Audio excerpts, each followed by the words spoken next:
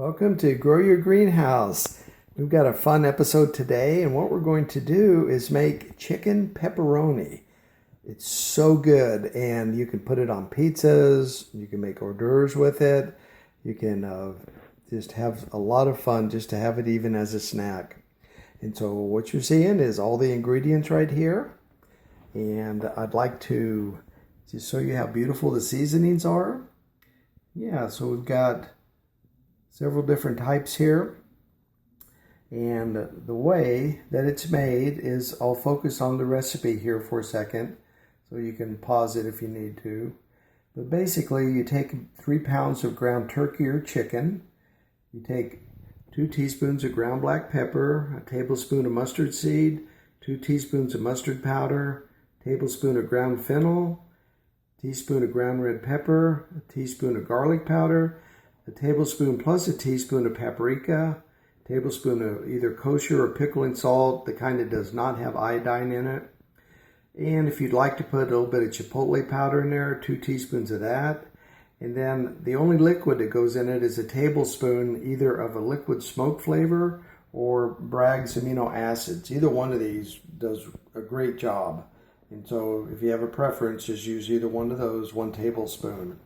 And then you basically mix it all together. And then what you do after you mix it together, you want to cover it and then refrigerate it overnight. Then you're going to preheat your oven to 200 degrees. And then you want to form the meat into 3 equal logs and then put them on a boiler rack like this. And most of our ovens have these type of things, and you can place each log between, so when you turn them a quarter turn every 2 hours, they're real easy and they stand up and they won't fall over.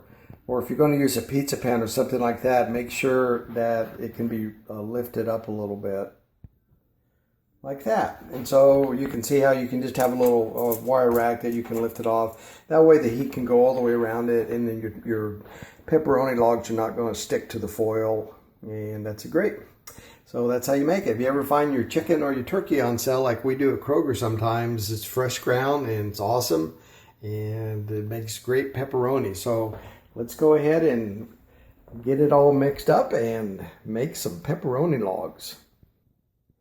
One really cool tip is that when you're making your seasonings and making your batch and preparing to mix all the meat in it, go ahead and make 2 batches of seasoning and just Ziploc and freeze the second batch so that you can real easily make another batch of turkey pepperoni in the future without having to get everything back out again for the spices. It's just a fun way. Or you can even send it as a gift to somebody with a recipe. Isn't that fun?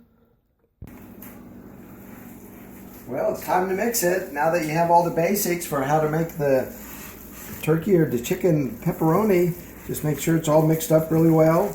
And after you finish mixing it, then you want to cover it with saran wrap and put it in the refrigerator overnight, and then tomorrow, or you can even wait another day if you have to, you want to cook it for 8 hours at 200, and then make sure that you turn it 1/4 turn every 2 hours. And then you'll have delicious turkey or chicken pepperoni. After the chicken pepperoni meat mix has set in the refrigerator overnight, the seasonings is melted into the meat, and now you can take and form it into 3 logs or rolls, or you can make it into 4, or just however you want to make it, and then put it on your broiling rack, and then it's time to put it in the oven and put it in for 8 hours at 200 degrees. And just every couple of hours take and turn it a quarter turn, and then in the 8 hours you'll have some delicious pepperoni. Well, here's the end result of cooking the chicken pepperoni for 8 hours at 200 degrees. The logs are just nice and firm and fairly easily cut through. And the pepperoni slices, you can cut them real thin, which are perfect to be able to put on your pizza, or you can take a piece of cheese with a toothpick. Isn't that great? And so there we have it. The completion of making the delicious pepperoni. This time made it with chicken.